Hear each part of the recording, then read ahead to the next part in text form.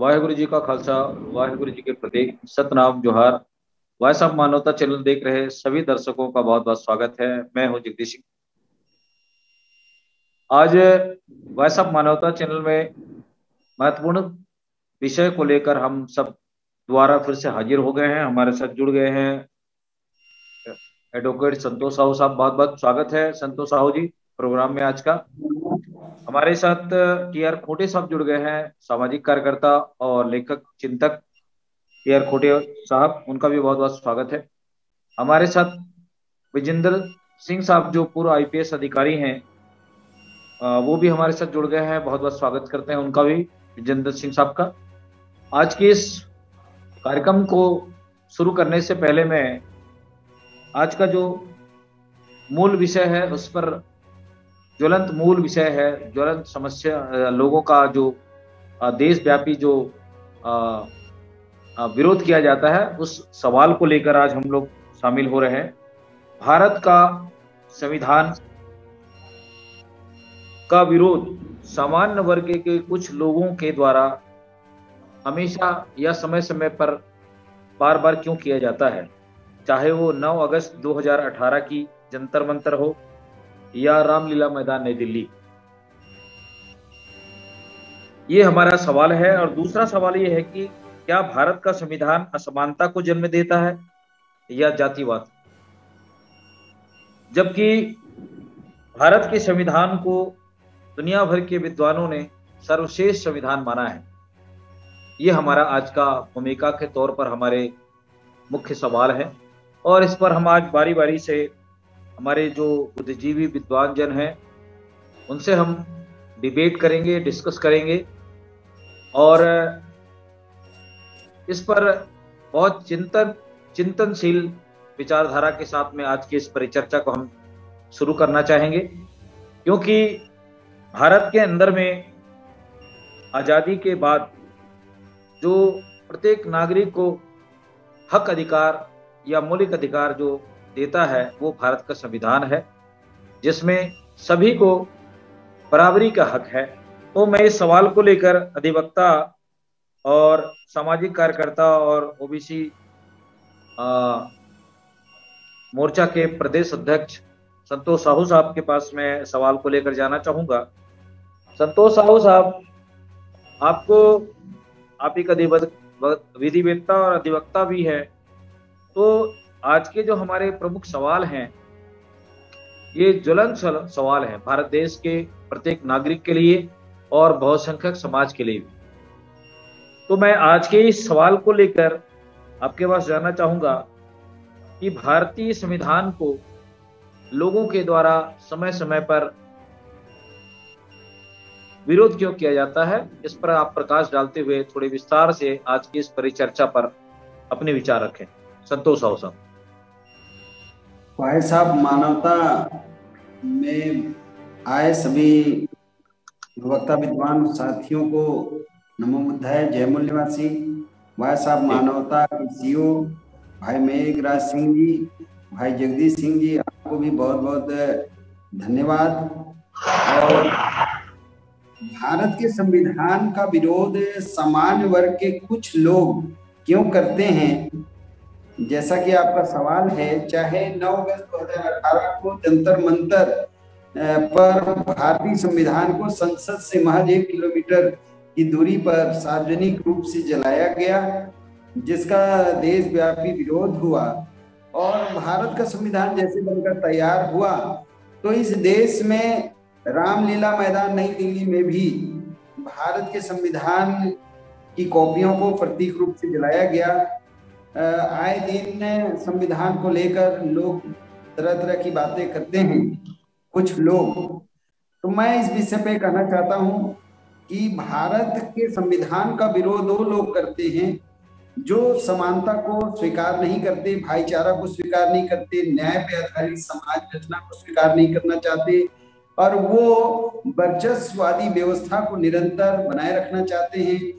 और संविधान को जलाने वाले जो लोग हैं वो वर्णवादी व्यवस्था को मानने वाले लोग हैं, जातिवादी व्यवस्था को मानने वाले लोग हैं। जबकि भारत का संविधान भारत के समस्त नागरिकों को समान अवसर देता है, सभी को समान मौलिक अधिकार बहाल हैं, सभी को समान जो भारत की व्यवस्था है वो लेस मात्र भी, चाहे वो शेड्यूल कास्ट हो, शेड्यूल ट्राइब हो, बैकवर्ड हो, जनरल हो या धार्मिक अल्पसंख्यक, किसी भी वर्ग के साथ जरा भी लेस मात्र भी भेदभाव कहीं पर भी भारत के संविधान में नहीं है। भारत के संविधान के बारे में जैसा कि आपको विदित है कि भारत के संविधान में 395 धारा अर्थात अनुच्छेद है, 22 भाग है और 12 अनुसूची है, और विश्व का सबसे बड़ा और सर्वश्रेष्ठ संविधान भारत में है और हम सबको हमारे संविधान के ऊपर गर्व है। मैं इस मौके पे बस ये कहना चाहता हूँ कि जो लोग भारत के संविधान को जंतर मंतर में जलाए और भारत की राजधानी दिल्ली और जहां से देश चलता है संसद से महज 1 किलोमीटर की दूरी पर जलाया गया, जिसका पूरे देश में बहुत बड़ा विरोध हुआ, लोग सड़कों पे आ गए। और ये एक्चुअली ये क्यों हो रहा है कि भारत में बीपीसी ब्राह्मण पेनल कोड अर्थात मनुस्मृति के अनुसार भारत के समाज को चलाने का एक लंबा जो समय गुजरा है, मनुस्मृति के बारे में जो बातें हैं, आपको पता है कि 25 दिसंबर 1927 को विश्व के महान विद्वान, सिंबल ऑफ नॉलेज, डॉक्टर बाबा साहब भीमराव अम्बेडकर जी ने मनुस्मृति का दहन एक ब्राह्मण के हाथों कराए। ये सर्वविदित है। ये क्यों कराए? क्योंकि विश्व में ऐसा दूसरा कोई उदाहरण नहीं मिलता कि जाति के नाम पे दंड दिया जाए, जाति देखकर दंड को माफ किया जाए और इस देश के 90% लोगों को ऊंचे आसन में बैठने का आदेश ना हो, अच्छे भोजन का आदेश ना हो, अच्छे कपड़े वो पहन नहीं सकते, समाज में समानता का लेस मात्र जगह ना हो। ऐसे भेदभाव भरा जो कानून, जो व्यवस्था थी, उसका अंत हुआ और भारत का संविधान समानता पे आधारित व्यवस्था लेकर आया। इससे कुछ जो लोग हैं उनको इससे जाने अनजाने विद्वेषपूर्ण वो बर्ताव और रवैया करते हैं और समय समय पर उनके साथ, भारत में चूंकि कानून का राज है और समस्त कानूनों का स्रोत भारत का संविधान है, तो उन्हें इसकी सजा मिलता है। आपने एक बात कहा, क्या भारत का संविधान असमानता को जन्म दे रहा है? ये ऐसी बिल्कुल भी कोई बात नहीं है। भारत का संविधान असमानता, समाज में जो असमानता फैली थी उसके जगह पे भारत में समानता स्थापित करने में भारत का संविधान कामयाब हुआ है। और भारत में संविधान लागू होने से पहले जातिवादी व्यवस्था थी, उस व्यवस्था को भारत का संविधान वर्ग में कन्वर्ट करके इस देश के करोड़ों लोगों को 5 पहचान देकर सबको समान अवसर उपलब्ध कराया है। तो ये कहना कि भारत का संविधान असमानता को जन्म दे रहा है या जातिवादी को बढ़ा रहा है, जातिवाद को बढ़ा रहा है, यह सरासर गलत है, बेबुनियाद है, निराधार है। इसके जगह पे भारत का संविधान समानता को स्थापित कर रहा है, समानता को जन्म दिया है और जाति के आधार पे इस देश में जो विभीषिका लोगों ने सदियों सदियों झेला है उससे भारत के लोगों को उबारा है। और आपने एक बात रखी कि विश्व के विद्वानों ने भारत के संविधान को सर्वश्रेष्ठ कहा है। ये बात सच है कि विश्व में सबसे सर्वश्रेष्ठ संविधान का दर्जा अगर किसी देश के संविधान को मिला है तो भारत के संविधान है। और मैं पुनः कहना चाहता हूं कि हम भारतीय हैं और भारत के संविधान के ऊपर हमें गर्व है। जी धन्यवाद। जी बहुत शुक्रिया संतोष साहू साहब, आज आपने बहुत ही मूल विषय पर विस्तार से अपनी बातें रखी है। मैं आपके पास फिर से दोबारा लौटूंगा आज की महत्वपूर्ण चर्चा पर दोबारा। आपका बहुत बहुत धन्यवाद। मैं अगले सवाल को लेकर एडवोकेट माननीय टी.आर. खोटे साहब के पास जाना चाहूंगा। खोटे साहब अभी पहले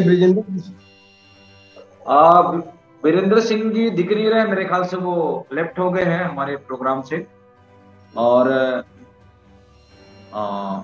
हो सकता है दोबारा जुड़े हो, क्योंकि शुरू में जुड़े थे, उसके बाद में वो अभी उनका कनेक्शन दिख नहीं रहा है, तो मैं इसलिए आपके पास में फिर जाना जब तक वो जुड़े, तब तक मैं आप तो जिस दिन से संतोष साहू साहब ने अभी इस पर अपनी बात रखी है, और भारत का जो संविधान की उद्देशिका में जो बातें लिखी है भारत के महामानव डॉक्टर अंबेडकर साहब ने प्रत्येक नागरिक को जो हक अधिकार के संदर्भ में पूरा विस्तार से उसमें दिया है, तो मैं इस सवाल को लेकर आपके पास जाना चाहूंगा कि इस पर आप विस्तार से थोड़ी सी प्रकाश डालें आज की इस महत्वपूर्ण चर्चा पर।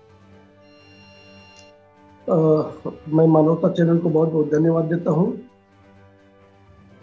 कि उन्होंने इस विषय को पर चर्चा करने के लिए आप लोगों ने चयन किया है। दरअसल बात भारत में जो प्राचीन व्यवस्था, इससे पहले जो संविधान लागू होने के पहले जो व्यवस्था था जी, उसमें समानता नामक चीज नहीं थी, असमानता पर आधारित समाज व्यवस्था जी। भले ही प्रचलन में आज भी वो है, लेकिन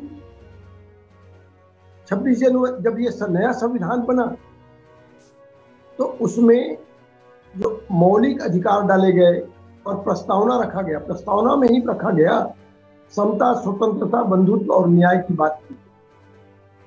जी। जो लोग विषमतावादी व्यवस्था में का लाभ लेते, हजारों साल से उसका लाभ लेते और ले करके लोगों को दबा रहे थे, एकाएक उनके अधिकार पे उनको अपने रवैया में बदलाव लाने के लिए जो सोच पैदा करना पड़ा। जी। पहले जो विभेदनकारी नीति था, ऊंच नीच, छोटा बड़ा, ये जो सोच था, और उनको एकाएक बदलना पड़ा कि समतावादी लाना, अपने बराबरी में कैसे बैठाएं।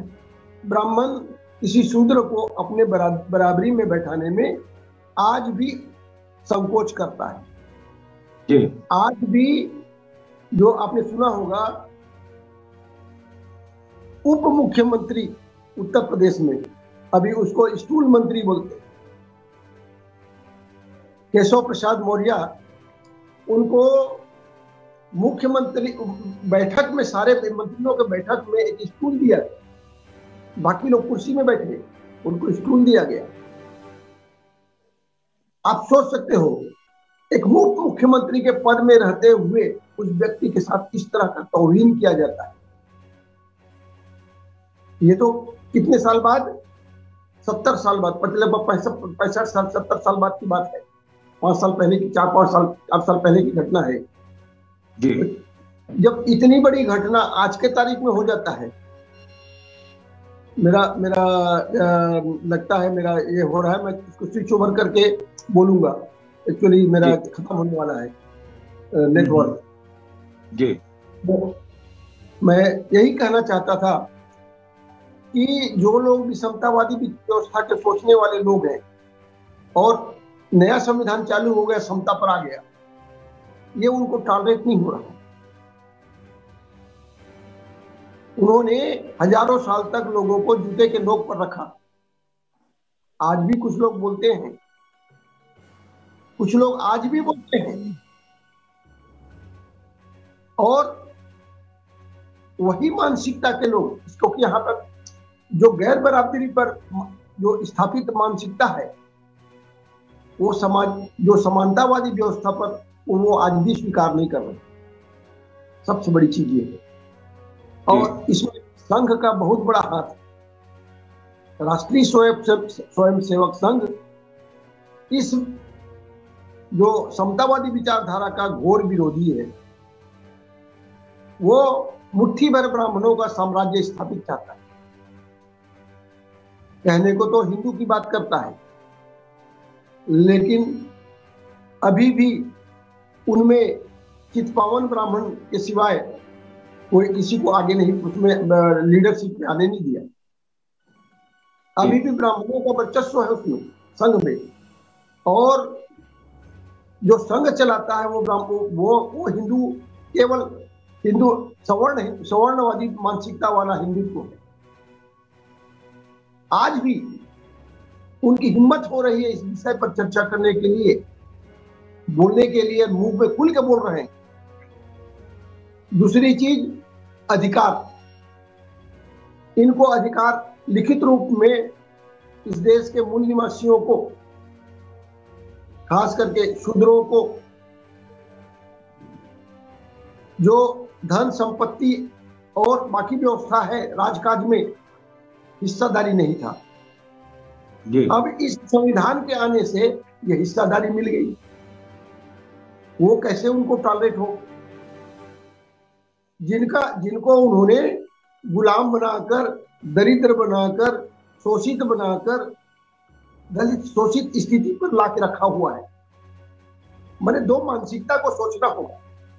ये जो मानसिकता है, इंडिया में आज भी इस तरह की सोच वाले लोग हैं जो सोचते हैं कि हमारा वर्चस्व बना रहे, और बाकी लोग अभी तो कोशिश हो रही है, अभी पिछले 6-7 साल से कोशिश हो रही है कि शिक्षा को खत्म कर दो, फिर से पुष्य मित्र काल को वापसी चाहते। पुष्य मित्र काल को मैं वर्णन नहीं करना चाहता हूं आज, लेकिन पुष्य मित्र काल की वापसी की बात हो रही है। तो इसीलिए मैं कहना चाहता हूं कि आज जो परिस्थितियां निर्माण हो रही है, ये दो विचारधाराओं का जो समावेश है वो, और एकाएक इस संविधान से जो समतावादी सोच आ गया, और उसमें कानूनन जो भेदभाव को कानूनन जुर्म करार दिया गया, अछूतपन निकाल दिया गया। बाकी लोगों को बराबरी का अधिकार देने के लिए संवैधानिक अधिकार पर किसी भी जगह पे, क्षेत्र पे कोई भी विभेदनकारी समाज जो सामान्य क्षेत्र है, सामाजिक क्षेत्र है, या जनरल जो ऐसे जगहों पर किसी भी तरह का भेदभाव करना कानूनी जुर्म हो गया। एडवोकेट जी हमारे संतोष साहू ज्यादा जानते हैं, आर्टिकल कितने सारे उसमें एक्ट बन गए हैं, कितने सारे संविधान में प्रावधान हो गए हैं। तो ये उनके लिए और मुश्किल हो गया, क्योंकि अगर उनके ऊपर कानूनी केस हो जाता है, ये संविधान में अधिकार दिया गया, और वो किसी भी सूरत में नहीं चाहते कि यहाँ के लोगों को, दबे कुचले लोगों को इंसान माना जाए। वो इंसानी ट्रीटमेंट की बात, अभी भी यहाँ पर इंसानी ट्रीटमेंट नहीं मिलता। भारत में ऐसी व्यवस्था है जो मानवतावाद का घोर विरोधी है, और ये संविधान है मानवतावादी है। मानवीय मूल्यों को उठाने का प्रयास किया गया है इसमें, और उन्होंने मानवीय मूल्यों को गिराया है। ये दो संस्कृतियों का, दो विचारधाराओं का बेमेल संबंध है, और इसी कारण से वो कानूनी जिस कानून के तहत ये अधिकार मिला हुआ है, उनको कैसे वो बर्दाश्त करें। संविधान में ये अधिकार मिला है, मनु लॉ में उनको अधिकार नहीं था जी। तो इसलिए ये जो संविधान है, जो मनुवादी व्यवस्था के लोग हैं, वो इसको बिल्कुल टॉलरेट नहीं कर पा रहे। ये खास बात है। तो मेरा कहने का मतलब, इसी बात को मैं अब अपने चंद शब्दों में यही कहना चाहता हूँ। जी जी, बहुत बहुत शुक्रिया कुटे साहब, आपने कम शब्दों में बहुत विस्तार से बातें कह दी है। मैं दोबारा आपसे फिर से जुड़ने की कोशिश करूंगा। मैं संतोष साहब जी बहुत शुक्रिया जी। मैं संतोष साहब के पास फिर से जाना चाहूंगा। संतोष साहब, जैसा कि खोटे साहब ने अभी इस बात की जो बातें रखी है, और बहुत सटीक बात उन्होंने कही है, इसमें कोई दो राय नहीं है कि जो भारत की जो सामाजिक व्यवस्था है उसको लेकर सबसे बड़ी लोगों में तकलीफ, क्योंकि जो गैर बराबरी का जो बात संविधान में और आजादी के संविधान के निर्माण के पहले जो समाज के अंदर में जो एक त्राहिमाम मचा हुआ था, और उससे लोग हजारों साल तक किस ढंग से पीड़ित थे, ये सर्व विदित है, सबको मालूम है कि बाबा साहब अम्बेडकर को भी स्कूल में पढ़ने लिखने का अधिकार नहीं था। वहां पे जो पानी रखा था उस पानी को पीने का अधिकार नहीं था। दिन दिन भर बाबा साहब पानी के लिए प्यासे रहते थे। अब आप सोच सकते हैं कि भारत में ऐसे महामानव जिनकी ज्ञान और विद्वता के सामने दुनिया के लोग नतमस्तक होते हैं, और संविधान लिखने की जब बारी आई थी तो भारत के बुद्धिजीवी लोग दुनिया भर के देशों में संविधान लिखने वाले खोजने लगे। जब इंग्लैंड और अमेरिका के संविधान लिखने वाले लोगों के पास भारत के ऐसे जातिवादी मानसिकता के लोग जब खोजने गए तो उन्होंने कहा कि आपके भारत में जो सबसे बड़ा विद्वान है उसके पास आप जाइए, वो भारत के संविधान को लिखने के लिए काबिल है। तो उन्होंने पूछा कि भाई ये व्यक्ति कौन है। तब वहां के संविधान लिखने वाले लोगों ने कहा कि आपके भारत में ऐसे महामानव और ज्ञानी, सिंबल ऑफ नॉलेज जो कहा जाता है, उनका नाम जब लिए तो लोगों के पैरों के नीचे जमीन खिसक गया कि हमें उस अछूत व्यक्ति के पास संविधान लिखने के लिए जाना पड़ेगा। लेकिन दुनिया भर के देशों को खोजने के बावजूद भी जब उन्हें समझ में नहीं आया, जबकि परिस्थिति में बाबा साहब के पास में उन बुद्धिजीवियों को विदेश से लौट करके बाबा साहब के पास आना पड़ा। और कई परिस्थितियों के बाद बाबा साहब को भारत का संविधान लिखने का मौका मिला, और उन्होंने जो संविधान की उद्देशिका में लिखा है उसको मैं पढ़ना चाहूंगा हमारे तमाम लोगों के लिए। उन्होंने लिखा है कि हम भारत के लोग भारत को एक संपूर्ण प्रबुद्ध, समाजवादी, पंथ निरपेक्ष, लोकतंत्रात्मक गणराज्य बनाने के लिए तथा उसके समस्त नागरिकों, आप गौर कीजिएगा इन शब्दों को, समस्त नागरिकों को सामाजिक, आर्थिक, राजनीतिक न्याय, विचार, अभिव्यक्ति, विश्वास, धर्म और उपासना की स्वतंत्रता, प्रतिष्ठा और अवसर की समता प्राप्त करने के लिए तथा उन सब में व्यक्ति की गरिमा, राष्ट्र की एकता, अखंडता सुनिश्चित करने वाली बंधुता बढ़ाने के लिए दृढ़ संकल्प होकर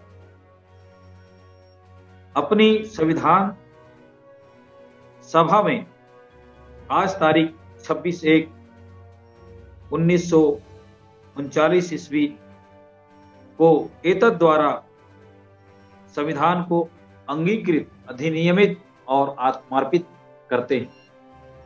ये कितनी बड़ी बात भारत के संविधान में लिखा गया है। मुझे लगता है कि जितने भी विरोध करने वाले लोग हैं, इसको ना तो पढ़ा है, ना संविधान की इस किताब को उन लोगों ने छुआ है। मुझे ये भी लगता है कि जिस ढंग से बाबा साहब को अछूत मानते थे, वैसे इस भारतीय संविधान की इस महान ग्रंथ को भी अछूत मान करके ऐसे लोग इसको छू करके कभी देखने की, न पढ़ने की कोशिश भी नहीं शायद की होगी। तो मैं हमारे बीच में विधिवेत्ता, अधिवक्ता संतोष साहू साहब से इस सवाल को लेकर फिर से दोबारा निवेदन करूंगा कि भारत के तमाम उन विरोधी सोच रखने वाले लोगों के लिए बाबा साहब ने इतनी बड़ी जो बातें कम शब्दों में, जो एक संविधान का ग्रंथ है, वो महान ग्रंथ है। इसको पढ़ने के लिए अब आप सोच सकते हैं कि कितने दिनों के अंदर में, 2 साल 11 माह और कितने दिनों के अंदर में यह तैयार हुआ। और आप बार बार कहते हैं कि उस जमाने में 70 लाख रुपया खर्चा हुआ था। तो दुनिया के भर के विद्वान संविधान को पढ़ लिख करके कितनी मेहनत से इस संविधान को निर्माण करने वाले लोगों को यह सोचने वाली बात है कि ऐसे महान ग्रंथ को, जिसमें सभी नागरिक को, भारत के सभी नागरिकों को हक अधिकार मिलता है। तो मैं आपके पास आज की इस महत्वपूर्ण चर्चा पर विस्तार से इस पर प्रतिक्रिया के लिए मैं आपको आमंत्रित करता हूं दोबारा, ताकि देखने सुनने वालों को ये समझ में आए आपके माध्यम से और समझ सकें और दोबारा कभी भी भारत के इस संविधान को विरोध करने से पहले 10 बार सोचें। तो मैं आज की दोबारा प्रतिक्रिया का संतोष साहू साहब से निवेदन करूंगा कि आज की इस महत्वपूर्ण चर्चा पर अपनी बात रखें। जी, आपने बहुत सहज ढंग से भारत के संविधान का प्रस्तावना को पढ़ा है। भाई जगदीश सिंह जी, आपको यह जानकारी जरूर है कि भारत के संविधान का जो प्रस्तावना है वो भारतीय संविधान का आत्मा है और भारत के संविधान के प्रस्तावना को बारीकी से पढ़कर अगर उसको विश्लेषणात्मक दृष्टिकोण से जानकारी ली जाए और समाज को दी जाए तो इस देश में किसी भी तरह का अन्याय, अत्याचार, शोषण, भेदभाव, स्त्रियों की गुलामी, दास्तां, बेरोजगारी, बेकारी जैसी बातें स्वयं समाप्त हो जाएंगी। एक बात आपके द्वारा ये कहा गया कि भारत के संविधान का विरोध जो हो रहा है, करने वाले जो लोग हैं, तो मैं आपको इसके ऊपर स्पष्ट करना चाहता हूं कि भारत में जो संवैधानिक व्यवस्था है, अनुसूचित जाति पहले नंबर पे है। अनुसूचित जाति के अंदर संपूर्ण देश में 15% लोग हैं। वो लोग भारत के संविधान को दिलो जान से चाहते हैं। भारतीय संविधान की रक्षा के लिए वो अपने प्राणों की आहुति देने को तैयार है। दूसरे नंबर पे शेड्यूल्ड ट्राइब है, अनुसूचित जनजाति, जिसकी संख्या भारत में 7.5% है। ये गवर्नमेंट के रिकॉर्ड की बात। 7.5% लोग भारत में, अनुसूचित जनजाति के लोग भारत के संविधान का आलोचना तक सुनने को तैयार नहीं है। वो इतने दिलो जान से भारत के संविधान को मानते हैं, स्वीकार करते हैं और उस पर अमल करते हैं। तीसरे नंबर पे भारतीय संवैधानिक व्यवस्था है अन्य पिछड़ा वर्ग। अन्य पिछड़े वर्ग के लोगों का संख्या भारत की कुल जनसंख्या का 52% है और 52% ओबीसी के लोग भारत के संविधान को ना तो कभी छेड़छाड़ करते हैं और ना जलाने या ऐसे बातों को सोच नहीं सकते, करने की बात बहुत दूर है। वो भारत के संविधान को अक्षरशः पालन करते हैं और भारतीय संविधान के लिए वो उसको जानने के लिए, उसको फैलाने के लिए और ऐसे असामाजिक तत्वों के द्वारा जब भी भारतीय संविधान के साथ छेड़छाड़ का कोशिश किया जाता है तो पूरे देश में लोग सड़कों पे निकल आते हैं। उसमें बहुत बड़ी संख्या में ओबीसी, पिछड़े वर्ग के लोग। तो ओबीसी के लोगों के द्वारा भी भारत के संविधान का सम्मान किया जाता है, पालन किया जाता है। अब चौथे नंबर पे है सामान्य। सामान्य वर्गों में भारत में सामान्य कौन है? जो कालांतर संविधान लागू होने के पहले जो ब्राह्मण के रूप में थे, क्षत्रिय के रूप में थे, वैश्य के रूप में थे, उनको भारत का संविधान भारत का नागरिक घोषित किया, सिटीजन ऑफ इंडिया घोषित किया और भारत का संविधान ने ये कहा कि इसी देश में संविधान लागू होने से पहले जिन लोगों को अछूत बना के रखा गया, जिनको सार्वजनिक जगह पे पानी पीने की इजाजत नहीं, विद्यालय जाने की इजाजत नहीं, उनके बाल कोई काटने को तैयार नहीं, वो मंदिरों में नहीं जा सकते, ऐसे लोग भी भारत के नागरिक होंगे। जो लोगों को जंगलों में खदेड़ दिया गया था, जो आज सामाजिक पहचान जिनकी आदिवासी के रूप में है, संवैधानिक पहचान अनुसूचित जनजाति के रूप में है, उन लोगों को भी भारत का संविधान सिटीजन ऑफ इंडिया घोषित किया। वो भी भारत के नागरिक होंगे।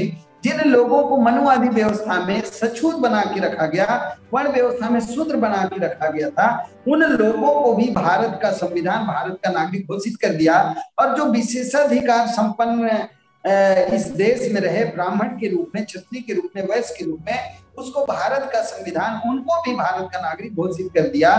तो उनका संख्या इस देश में 15% है। इसके बाद इस देश में धार्मिक अल्पसंख्यकों की संख्या कुल संख्या का 10.5% है। उसमें सबसे बड़ी संख्या मुस्लिम के रूप में है, इसके बाद सिख हैं, इसके बाद ईसाई हैं, इसके बाद बौद्ध हैं, इसके बाद जैन हैं। तो ये 10.5% लोग भारत के संविधान को अक्षरशः पालन करते हैं, अमल में लाते हैं और कभी भी भारत के संविधान के विरोध में एक लफ्ज भी उनके मुखों से आपको सुनाई नहीं पड़ेगा। तो अब ये जो आंकड़ा हम आपके सामने चर्चा के दौरान लाए हैं, इसमें भी सामान्य वर्ग में कुछ ऐसे उनको कहा जा सकता है कि वो विकृत मानसिकता के लोग हैं, जो चंद लोग हैं जो भारत के संविधान को सार्वजनिक रूप से जंतर मंतर पे जलाए, दिल्ली रामलीला मैदान में संविधान लागू होने के बाद जलाने का कोशिश किए, वो बहुत कम, रेयर, नहीं के बराबर है, उनका कोई संख्या नहीं है। उनके इस कृत्य का पूरा देश भर्त्सना और कड़ी निंदा करता है, कानून उनको सजा भी दे रहा है। तो ये कहना कि भारत के संविधान का विरोध हो रहा है, भारत के संविधान को ना ही शेड्यूल कास्ट विरोध कर रहा है, ना शेड्यूल ट्राइब विरोध कर रहा है, ना पिछड़ा वर्ग विरोध कर रहा है, ना धार्मिक अल्पसंख्यक मुस्लिम, सिख, ईसाई, बौद्ध, जैन विरोध कर रहे हैं, और सामान्य वर्गों में भी 99% लोग भारत के संविधान का आदर और मान करते हैं। बस कुछ विकृत या विक्षिप्त मानसिकता के लोग हैं, वो लोगों के द्वारा समय समय पर भारतीय संविधान का विरोध करने का कोशिश किया जाता है, जो सर्वथा गलत है।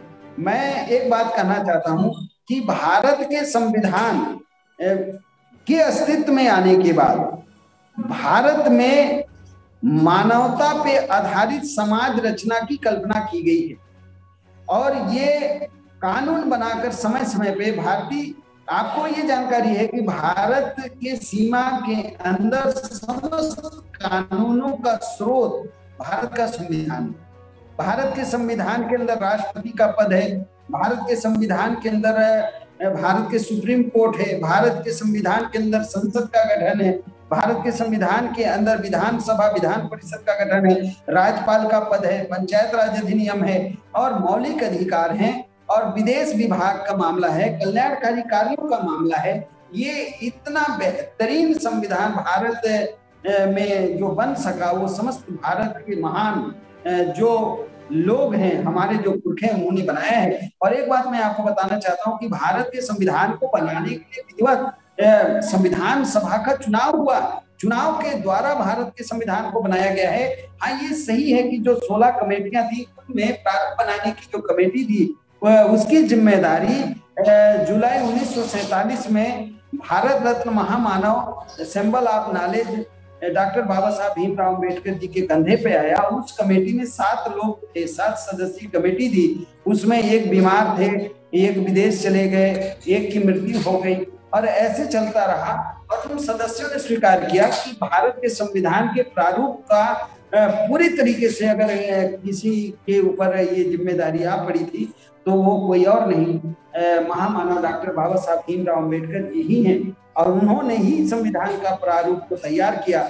जबकि प्रारूप को तैयार करने के बाद ये बंदिशें थी कि प्रारूप को सबसे पहले सरदार पटेल जी को दिखाना होता था, बाबू राजेंद्र प्रसाद जी को दिखाना होता था, और भारत के प्रथम प्रधानमंत्री पंडित जवाहरलाल नेहरू जी को दिखाना होता था। जब ये तीनों विभूति उस प्रारूप को सहमति देते थे, तब वो संविधान सभा के सदन के पटल पे रखा जाता था और उस पर पुरजोर बहस होती थी। बहस के बाद अगर वो प्रारूप स्वीकार कर लिया जाता था, तब वो अनुच्छेद का रूप लेता था। तो ये कहना कि भारत का संविधान असमानता को जन्म दे रहा है, ये कहना ही एक तरीके से विकृत मानसिकता का द्योतक है। भारत के संविधान को, भारत का अगर कोई भी आदमी कहता है कि असमानता को जन्म दे रहा है, ये जातिवाद को जन्म दे रहा है, तो मैं समझता हूं कि भारत में वो जो व्यक्ति है, उसको भारत के संविधान का लेस मात्र जानकारी नहीं है। वो स्वयं जातिवादी है, वो स्वयं असमानता की व्यवस्था को मानने वाला है, जो भारत के संविधान के ऊपर उंगली उठाने का कोशिश करता है।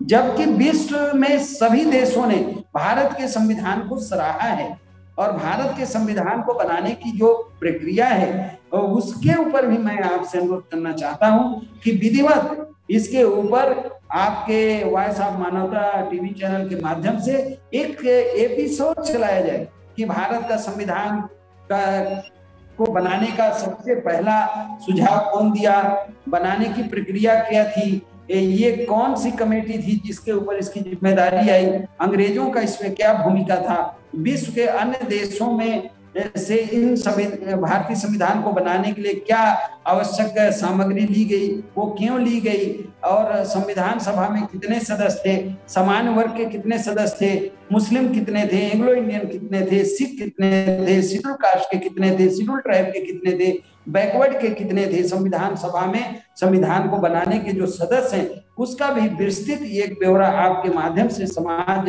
तक ये जानकारी जाना चाहिए, क्योंकि आपके द्वारा जो प्रयास किया जा रहा है कि भारतीय संविधान को भारत के जन जन तक पहुंचाया जाए, इसकी कमोबेश जानकारी को समाज के बीच में लेके जाएं, ये जो महदी कार्य आपके द्वारा निष्पादित हो रहा है, इसके लिए भी मैं आपको और वॉइस ऑफ मानवता को बहुत बहुत धन्यवाद ज्ञापित करना चाहता हूँ। बहुत बहुत धन्यवाद जी, बहुत शुक्रिया संतोष साहू साहब। आज के इस परिचर्चा पर हम लोगों ने कोशिश किया है कि जितने भी मेन स्ट्रीम की मीडिया है और तमाम आप मीडिया को देखते होंगे जिन्हें गोदी मीडिया भी लोग कहते हैं, कि उसमें किस टाइप की बहस दिन दिन भर चलाई जाती है, सुबह से लेकर शाम तक, रात तक, और कौन कौन से इशू लेके आते हैं, लेकिन कभी भी संविधान को लेकर, संविधान की अच्छाइयों को लेकर, संविधान की उद्देशिका को लेकर बाबा साहब ने कितनी मेहनत करके इस दुनिया भर के संविधान को पढ़ करके उन्होंने ऐसी बेहतरीन संविधान बनाया जो प्रत्येक नागरिक को हक अधिकार देता है। तो इस संदर्भ में विस्तार से हम वॉइस ऑफ मानवता चैनल पर एक एक कड़ी पर, एक एक अनुसूची पर हम एक साल भर इसको हर हफ्ते एक एपिसोड के माध्यम से तमाम बुद्धिजीवियों को, वक्ताओं को बुला करके हम इसको एक सीरियल के रूप में संविधान के प्रेम्बल को से शुरू करके, जैसा कि आज हमने पहला एपिसोड में संविधान की उद्देशिका को लेकर हमने आज चर्चा की है। मैं अगले सवाल को लेकर, हमारे और भी साथी हैं, दिनेश कुमार जी हमें सुन पा रहे हैं क्या? अगर सुन पा रहे हैं तो मुझे लगता है वो हमसे लेफ्ट हो गए हैं, और खोटे साहब का भी मेरे ख्याल से कुछ टेक्निकल इशू है। खोटे साहब हमें सुन पा रहे हैं? हाँ, मैं सुन रहा हूँ जी। तो मैं अगले सवाल को लेकर, जैसा कि अभी संतोष साहू साहब ने इस बात को रखी है और उसका उनका सुझाव भी है, तो इस पर मैं अगले सवाल और आपसे फिर लेकर के जाना चाहूंगा, क्योंकि हमारा समय भी नजदीक आता है। हम 1 घंटे का समय कैसे पार कर जाते हैं, क्योंकि महान संविधान के संदर्भ में जब चर्चा होती है तो समय का पता नहीं चल पाना लाजमी ही है। तो इस पर मैं अगले सवाल को लेकर फिर से आपके पास जाना चाहूंगा, और जिस ढंग से संतोष साहू साहब ने भी जो सुझाव दिए हैं इस पर अपनी प्रतिक्रिया व्यक्त करें, और हम जितने भी संत महापुरुषों के विचार हैं, ज्ञानी लोग हैं, उनके विचार पर भी हम एपिसोड चलाएंगे, और संविधान पर तो स्पेशल एपिसोड हम चलाएंगे ही चलाएंगे, भले ही इस पर हमें साल क्यों न लग जाए। तो उसकी एक एक विषय पर हम बुद्धिजीवियों को बुला करके इस पर डिबेट के माध्यम से लोगों तक, सोशल मीडिया के माध्यम से जन जन तक पहुंचाने की कोशिश करें, ताकि जो बहुसंख्यक समाज के लिए जो हक अधिकार मिला हुआ है, इस संविधान को अक्षुण्ण और सुरक्षित रखा जा सके। तो आज की इस परिचर्चा पर दोबारा हम आपसे फिर से प्रतिक्रिया के रूप में लेना चाहेंगे। टी.आर. खोटे साहब। अभी संतोष जी ने बहुत अच्छे ढंग से एक्सप्लेन किया है जी। प्रस्तावना आपने पढ़ा जी। प्रस्तावना ही बताता है जी कि जो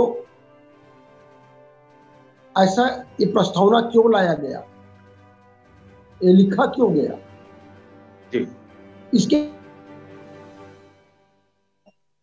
तो जो सोच था वही बहुत बड़ी, बहुत ही मीनिंगफुल है जो इस संविधान की जो प्रस्तावना में जो रखा गया। तो जो सोच के पीछे मैं बताना चाहता हूं, जब ये संविधान ये हुआ तो सबसे पहले विरोध करने वालों, विरोध करके बात आया, तो 2 तरह के लोग रहे। ब्राह्मणों में भी कुछ उदारवादी और कुछ कट्टरपंथी, सवर्णों में उदारवादी और कट्टरपंथी। उदारवादी लोग बदलाव थोड़ा बहुत स्वीकार कर लिए, उन्होंने विरोध नहीं किया, लेकिन जो कट्टरपंथी विचारधारा के लोग, खास करके संघी विचारधारा के लोगों ने इसको स्वीकार नहीं किया, उसी समय स्वीकार नहीं किया। 1952 में इसका विरोध शुरू हो गया था, आज का नहीं, अभी की बात नहीं है। 1952 में संघ परिवार इसका शुरू से ही विरोधी रहा। क्यों विरोधी रहा है? क्योंकि संघ की जो सोच है, संघ की प्रस्तावना है, संघ का निर्माण है, वो उसका आधार है धार्मिकता पे, कट्टरपंथ पे। वो भी धार्मिकता में धार्मिक कट्टरपंथ थे। वो इस देश में अज्ञानता और अनजानापन को बनाए रखना चाहते हैं। वो नहीं चाहते हैं कि यहाँ के लोग शिक्षित हो, विकास करें। आज भी देखो, आज सारे यूनिवर्सिटी जिनको मौका मिला, यूनिवर्सिटी के ऊपर सबसे पहले अटैक हुआ। जितने यूनिवर्सिटी हैं इंडिया के अंतर्गत, उन सारे में एक एक करके इन लोगों ने, और उनमें अभी उन्होंने गीता का पाठ पढ़ाया जा रहा है, संविधान की। अभी आपने ताजुब करेंगे, अभी उसमें गीता को एक चैप्टर रखा जा रहा है। गीता क्या पढ़ाता है? गीता में कहता है, वो विभेद की बातें खुल करके बोलता है। कृष्ण के मुंह से कहवाया जाता है कि ये 4 वर्ण व्यवस्था मैंने निर्माण किया। ये उनके मुंह से कहवाया जाता है। ऐसा कोई पता नहीं, कोई भगवान, कोई अगर उसको इष्ट मानते हैं कि कोई भी इष्ट मानता है और इष्ट कहता है कि मैंने ऐसे 4 वर्ण बनाया, ब्राह्मण, क्षत्रिय, वैश्य, शूद्र, और शूद्र को, और उनमें नीचे शूद्र को नीचे रखा, ऐसा कहने वाला को किस मुंह से कहा जाता है? जो कहने वाला और लिखने वाला और उसका प्रचार करने वाला, उसकी मानसिकता को सोचना, ये मानसिकता का प्रश्न है। इसलिए मैं बार बार बोल रहा हूँ कि जो प्रस्तावना में उसकी मानसिकता छिपी हुई। और जो संघ का निर्माण जो हुआ 1925 में, उस समय ही ये कट्टरपंथ से शुरुआत हुआ। वो नरम दल और गरम दल, तो उस समय ही गरम दल के नाम पर ये कट्टरपंथ शुरुआत हो गया कि भाई आज नहीं कल हमको खतरा है। हमारे धार्मिक रूप से जो हमने व्यवस्था बना रखा है, ब्राह्मण जो खड़ी व्यवस्था है, इस खड़ी व्यवस्था को आज नहीं कल धक्का लग जाएगा, ये वो जानते थे। इसीलिए उन लोगों ने उसी समय से विरोध करना शुरू कर दिया। ये स्वाभाविक है, ये मुट्ठी भर लोग हैं, मुट्ठी भर, ज्यादा नहीं है इनकी संख्या। मुश्किल से मैं तो कहता हूं कि 15% में भी वो 5% से भी नहीं ज्यादा। आज 5% लोग ही इसका संचालन कर, इस विचारधारा को। कोई SC ST OBC का आदमी, SC ST OBC के लोगों को तो अब समझ, शेड्यूल कास्ट के लोगों को तो थोड़ा बहुत समझ में आ गया। शेड्यूल ट्राइब के लोग अब थोड़ा बहुत बात करने लगे। OBC तो बहुत देर के बाद में समझ में आया। OBC को समझने में 50 साल देर से समझा। 1950 में संविधान में SC ST को मिलना शुरू हो गया था, उनको तो रिकॉग्निशन मिल गया था। OBC को रिकॉग्निशन मिला 1992 पे, 1992 में जाके मिला, और वो भी लागू होने में 3 साल और लगा दिया। 1995 में जाके लागू हुआ। अभी तो उनकी बहुत ही दुर्दशा देखोगे, सबसे ज्यादा बुरी हाल है। OBC की हालत सबसे बहुत ही दुर्दशा में, वास्तव में। न वो बोल पा रहे हैं और न वो अधिकार की बात सोच पा रहे हैं। अभी न वो ब्राह्मणवाद को भी छोड़ना नहीं चाहते और अधिकार भी लेना चाहते हैं। ये दोनों परिस्थितियां निर्माण हुई है।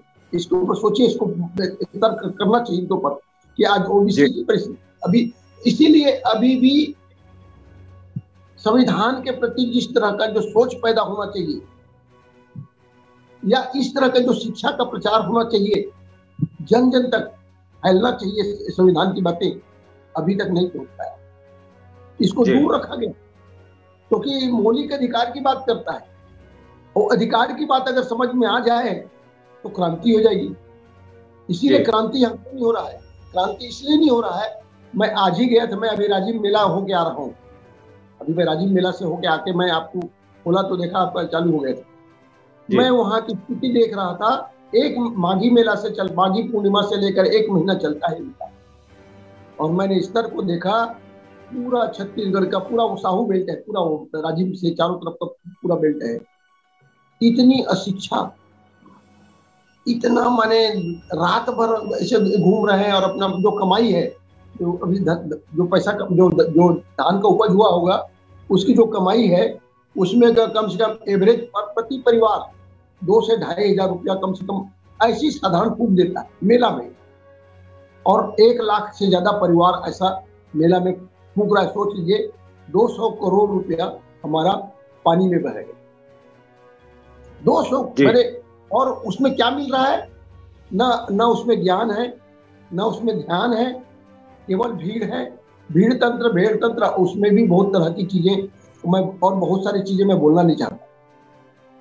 जो स्थिति को सिंधी को देखा हूँ, उसको आप बाजार आज जाके देख लेंगे, उसका नाइट का शूटिंग करके देख लो आप, तो आप दोबारा उसके ऊपर मैं चर्चा मैंने सोच लो कि मेला क्या की स्थितियों को आप समझ सकते हो कि किस तरह का होता है। वह भांग धतूरा का पूरा अड्डा है, और भी तरह तरह के जो विचार हैं वो सारे हैं, सब घटनाएं वहां पर क्या नहीं होता, ये रात भर चलता। तो मेरा कहने का मतलब ये क्यों है, ये पूरा अभी भी हमारा अढ़ा समाज, छत्तीसगढ़ी में अढ़ा, अनपढ़ को अढ़ा बोलते हैं। अभी यहाँ पर अभी भी पढ़ाई लिखाई में उनका, और ये इसीलिए भाजपा यहाँ पनप रहा है, संघ परिवार, और उसी जगह ऐसे जगह ही पनपता है जहाँ पर शिक्षा हो। केरला में नहीं पनप पाता, केरला में घुसने में उनको डर लगता है, क्योंकि 100% वहाँ शिक्षा है। तो इसीलिए जहाँ अशिक्षा है वही आस्था है, और जहाँ आस्था है वही शोषण और बने विभेद, विद्रोह, जिस तरह का जितने भी असत धारणाएं हैं, काम, क्रोध, द्वेष, नफरत, आग, जितना जातिवाद, दुनियावाद, सारा वहीं पर है जहां शिक्षा का विकास हो जाए। अगर शिक्षा, इसीलिए इन लोगों ने शिक्षा के ऊपर अटैक कर, जब से इन्होंने जेएनयू को अटैक किया, जो और भी यूनिवर्सिटी है, सारे यूनिवर्सिटी को उन्होंने हिंदूकरण की ओर कोशिश करे। हिंदूकरण नहीं मैं कहना चाहता हूं, बल्कि ब्राह्मणीकरण, सही शब्दों में ब्राह्मणीकरण करना। हिंदूकरण नहीं है। हिंदू क्या होता है? हिंदू तो कोई शब्द ही नहीं है। हिंदू तो हम लोगों ने, हिंदू तो अभी तक कॉन्स्टिट्यूशनल कोई मान्यता नहीं है, और नहीं इसको मान्यता नहीं, सुप्रीम कोर्ट ने भी खारिज किया हुआ है जी। तो इसीलिए मैं कह रहा हूं कि वो ये ब्राह्मणिक वैदिक व्यवस्था है। वैदिक व्यवस्था के लोग आज भी इसको किसी न किसी रूप में सामाजिक व्यवस्था के नाम पर, सांस्कृतिक व्यवस्था के नाम, परंपरा के नाम पर, सांस्कृतिक व्यवस्था में और आर्थिक व्यवस्था, सबके तीनों क्षेत्र पे अभी भी गैर बराबरी स्थापित करके रखे हुए। तो इसीलिए वो गैर बराबरी वाली व्यवस्था बना रहे, और संविधान चाहता है बराबरी की बात कर। अभी आपने प्रस्तावना पढ़ा, समानता की बात बोलता है, हर तरह के समानता की बात करता, अभिव्यक्ति की आजादी की बात करता। हमें वो पहले बोलने का, हमारे मुंह आपने बताया, बोले थे डॉक्टर अम्बेडकर के बारे में, और ज्योतिबा फूले की कहानी आपने सुना होगा। उस समय तक तो मुंह में हंडी लटका होता था, पीछे झाड़ू लटका होता था, ऐसी व्यवस्था थी। तो ऐसे मानसिकता के लोगों को सोच लो, ये मानसिकता है, और जो इस मानसिकता का स्वीकार कर रहे हैं, सोच लो कि दुनिया में कैसे लोग हैं। दुनिया में इसकी प्रचार होनी चाहिए कि इंडिया में ऐसे लोग हैं, ऐसे जानवर तंत्र है, इंसानी तंत्र नहीं है, ये जानवर तंत्र है। जिसको बोलते थे जिसकी लाठी उसकी भैंस, जो इसको दूसरे जंगल राज बोला जाता था।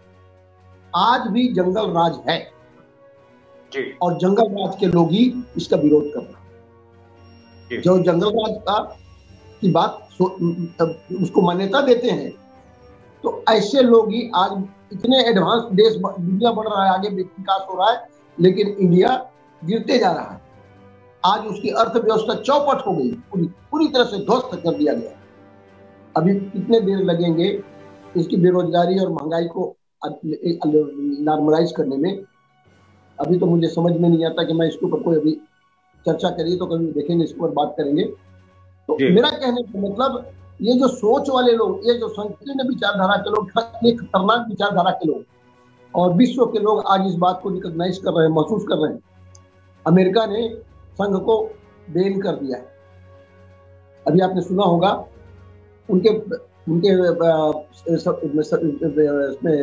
संसद में ये प्रस्तावना रखा गया।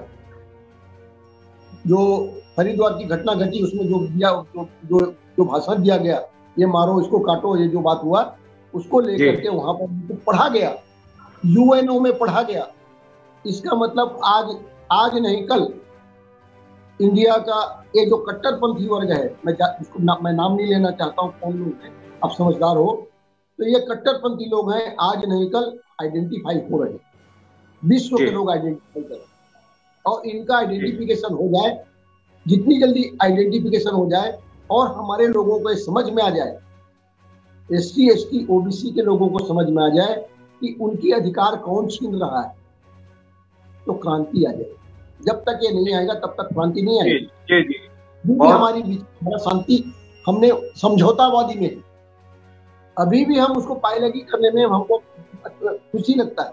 उनके पाए लगी, पैर को हम माथा पर उनके पैर में लगा देते हैं तो हम खुश है अभी भी, समझ रहे हो। और वो भी कहता है खुश रहे हो, वो पैर के नीचे लगे रहो तो ऐसे ऐसे हाथ दबाता है, ऊपर उठ रहा हो नहीं बोलता, वो ऐसे दबाता है।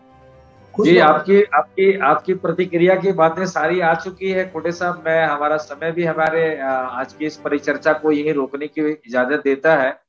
9:52 हो गया। बहुत शुक्रिया खोटे साहब। हम आपसे फिर अगले सेशन पे हम विस्तार से और चर्चा करेंगे। मैं लास्ट कमेंट के रूप में हमारे पास 1 मिनट 2 मिनट बचा हुआ है। संतोष साहू साहब, खोटे साहब ने अभी बहुत विस्तार से इसकी बातें कह दी है।